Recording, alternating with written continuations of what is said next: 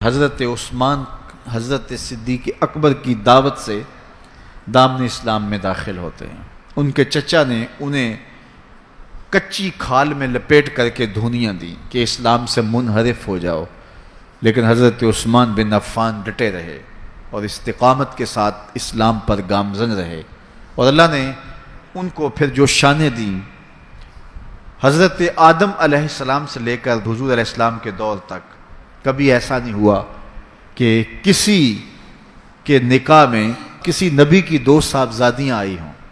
یہ اعزاز صرف حضرت عثمان غنی کو نصیب ہوا رضی اللہ تعالی عنہ۔ حضور کی دو شہزادیاں حضرت عثمان غنی کے نکاح میں آئیں، یکے بعد دیگرے، تو اس وجہ سے انہیں ذوالنورین، دو نوروں والا کہا جاتا ہے۔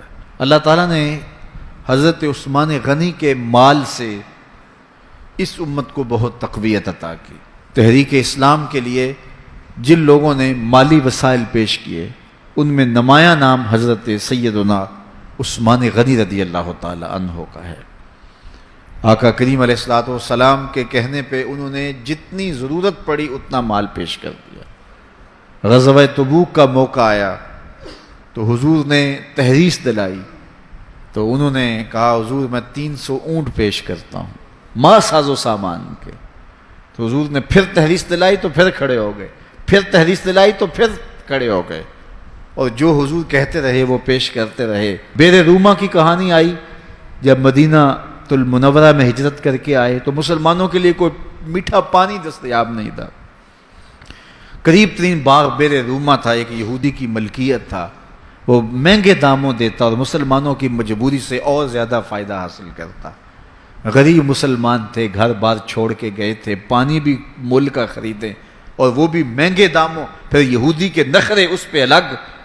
حضور نے فرمایا کوئی ہے جو مسلمانوں کے لیے پانی کا انتظام کرے؟ عثمان رضی اللہ تعالیٰ عنہ نے عرض کی حضور یہ ذمہ داری میری ٹھہری۔ بیر روما آج بھی وقف ہے، اور اس کی جتنی بھی جائیداد ہے، املاک ہے، اور ارد گرد جو مزرعہ ہے، یہ باغات ہیں، باقاعدہ آج بھی حضرت عثمان غنی کے نام کا بینک میں اکاؤنٹ کھلا ہوا ہے، اور اس کی ساری کمائی ان کے نام جمع ہوتی ہے اور پھر نیکی کے کاموں کے اندر صرف ہوتی ہے۔ عثمان غنی کا وہ وقف آج بھی جاری ہے، اور اس سے دنیا آج بھی فیض پا رہی ہے۔ مسجد نبوی میں جب لوگوں کا ہجوم بڑھا تو حضور نے فرمایا کہ کون ہے اس کی توسیع کرے؟ حضرت عثمان غنی نے کہا حضور یہ ذمہ داری میں اپنے ذمہ لیتا ہوں۔ تو راہ خدا میں خرچ کرنے کی بابت آئی تو عثمان کا انداز ہی نرالا تھا، اور پھر حیا جو ان کا ایک ایسی پہچان ہے کہ جو ان کی نمایاں شان ہے۔ حضرت عثمان غنی رضی اللہ تعالیٰ عنہ کا جب آخری وقت آیا تو آپ جانتے ہیں ان کا پانی بند کر دیا گیا تھا، مدینے پر بلوائیوں نے قبضہ کر لیا، اور 40 دن تک حضرت عثمان غنی پر پانی بند رہا، گھر میں محصور ہو گئے۔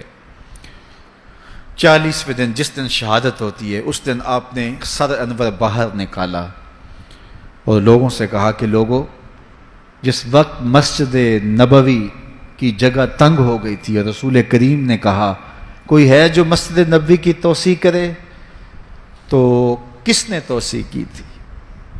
تو کچھ لوگ موجود تھے، انہوں نے کہا کہ آپ نے کہا آج مجھے اس مسجد میں 2 نفل پڑھنے کی اجازت بھی نہیں ہے۔ پھر اس کے بعد آپ نے فرمایا لوگوں، جب مدینے والوں کو پانی نہیں مل رہا تھا اور مہاجرین کو یہودی مہنگے داموں پانی دے رہے تھے، تو کون تھا جس نے بیر روما خریدا اور وقف کیا رب کے نام پہ؟ تو لوگوں نے کہا عثمان آپ نے، تو کہا آج مجھے 2 گھونٹ اس کنویں سے دستیاب نہیں۔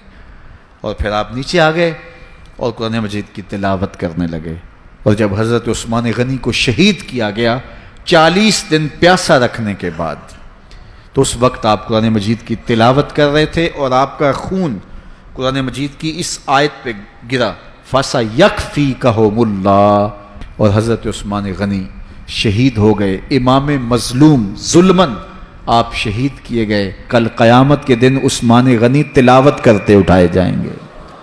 اللہ تعالی حضرت عثمان غنی کی روح کی برکتیں ہمارے من میں اتار۔